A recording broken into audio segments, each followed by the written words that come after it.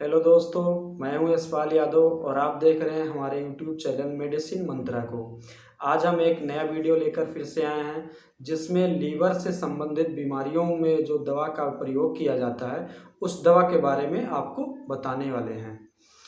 जी हाँ, हम बात करने वाले हैं ट्राइगोलिन सिट्रेट और सॉर्बिटॉल के बारे में।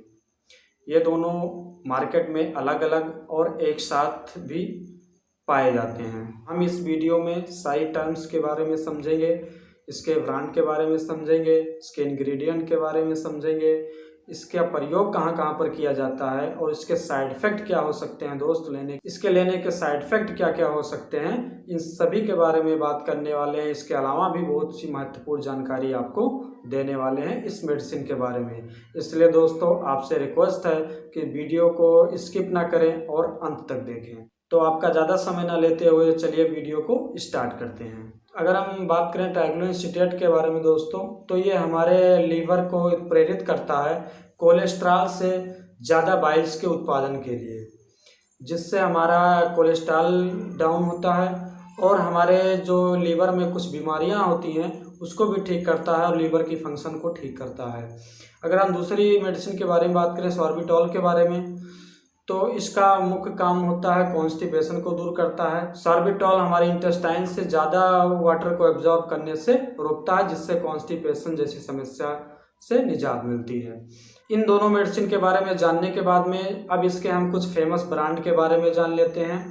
वैसे तो दोस्तों मार्केट में ये अलग अलग भी उपलब्ध हैं, लेकिन ज़्यादातर ये सिरप फॉर्म में दोनों एक साथ पाए जाते हैं। अगर इसमें हम कुछ पॉपुलर ब्रांड के बारे में बात करें तो वो इस तरह से हैं।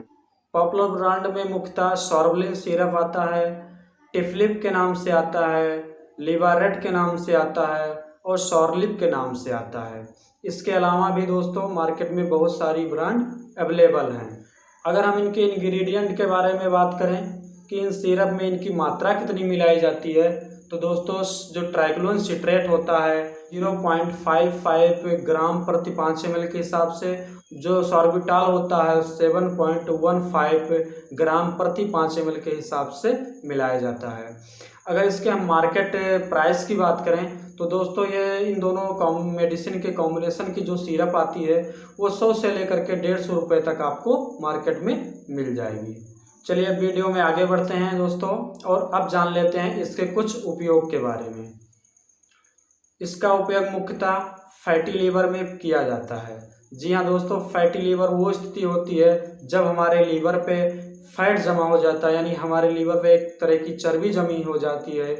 उसको ठीक करने के लिए इस मेडिसिन का प्रयोग किया जाता है। एक बात ध्यान देना दोस्तों कि जो एल्कोहलिक फैटी लीवर होता है इसमें इस दवा का प्रयोग नहीं किया जाता है, क्योंकि यह दवा उसमें कोई विशेष काम नहीं करता है। इसके अलावा दोस्तों जैसा कि मैंने पहले बताया कि जो ट्राइगोलिन सिट्रेट होता है ये हमारे लीवर को कोलेस्ट्रॉल से ज़्यादा वाइल बनाने के लिए उत्प्रेरित करता है। तो इस तरह से ये हमारे कोलेस्ट्रॉल लेवल को भी कम करता है, यानी अगर हम इस सिरप का प्रयोग करें, इस मेडिसिन का प्रयोग करें, तो हमारे जो ब्लड में कोलेस्ट्रॉल होता है उसको भी ये कम कर सकता है। इसके अलावा दोस्तों जो सॉर्बिटॉल होता है वो कॉन्स्टिपेशन को भी ख़त्म करता है, इसलिए जब हम इस मेडिसिन का प्रयोग करते हैं तो हमें कॉन्स्टिपेशन की भी समस्या ख़त्म हो जाती है, यानी जो ओकेशनल कॉन्स्टिपेशन जिसे हम कहते हैं, जो हाल ही में अभी हुआ है, कब्ज जैसी बीमारी हुई है, तो उसको ठीक करने के लिए भी हम इस मेडिसिन का प्रयोग कर सकते हैं। इसके अलावा दोस्तों अस्थमा में भी इसका प्रयोग डॉक्टर करते हैं। अगर दोस्तों हम इसके मुख्य प्रयोग के बारे में बात करें तो ये ज़्यादातर हमारे लीवर से संबंधित जो बीमारियां होती हैं उसी को ठीक करती हैं।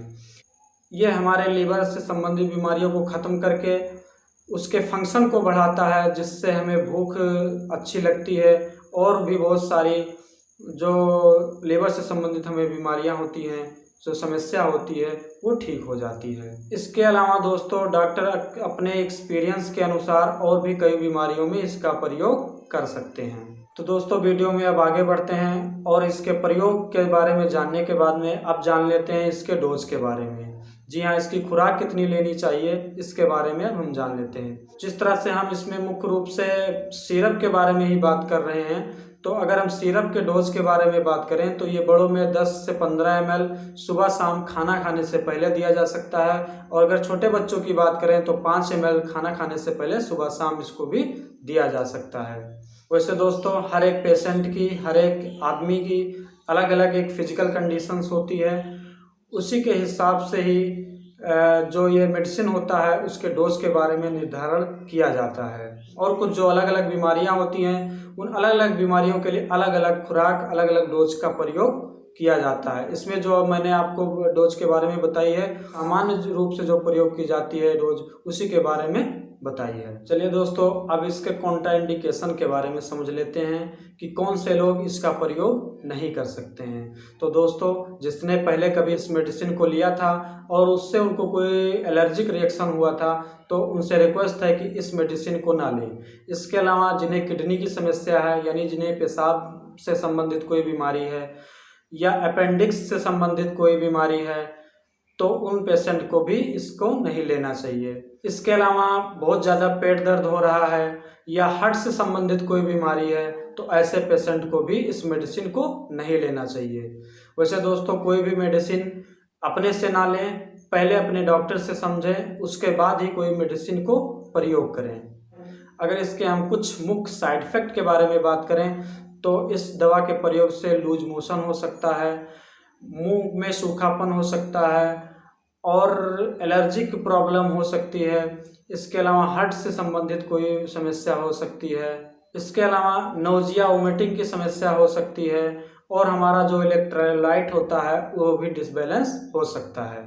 तो इस तरह से दोस्तों, मैंने इस वीडियो में ट्राइक्लोइन सिट्रेट और सॉर्बिटॉल के कॉम्बिनेशन से जो मेडिसिन आती हैं, जो सिरप या टेबलेट आती हैं, उसके बारे में मैंने संपूर्ण जानकारी आपको दिया। जैसा कि आपने इसमें देखा कि इसके कुछ फ़ायदे हैं तो इसके साथ साथ कुछ नुकसान भी हैं। इसलिए दोस्तों, इस मेडिसिन को खुद से ना लें और अपने किसी नज़दीकी डॉक्टर से सलाह लें, उसके बाद ही इस मेडिसिन का प्रयोग करें। तो दोस्तों, कैसा रहा ये वीडियो आपको कमेंट करके ज़रूर बताना है, और इसके अलावा आप किसी टॉपिक पे वीडियो चाहते हैं तो हमें कमेंट करिए, हम ज़रूर उस टॉपिक पे वीडियो बनाएंगे। आखिर में आपसे एक रिक्वेस्ट है कि हमारे यूट्यूब चैनल मेडिसिन मंत्रा को सब्सक्राइब करिए और उसके बगल वाले बेल आइकन को भी प्रेस करिए, ताकि मैं जो नई वीडियो अपलोड करूँ उसकी नोटिफिकेशन आपके पास तुरंत पहुँच जाए। इसके अलावा दोस्तों, वीडियो को लाइक और शेयर करना ना भूलें। इसी के साथ अब मैं इस वीडियो को ख़त्म करता हूँ। फिर मिलते हैं किसी अन्य वीडियो में किसी अन्य मेडिसिन के साथ में। तब तक के लिए धन्यवाद।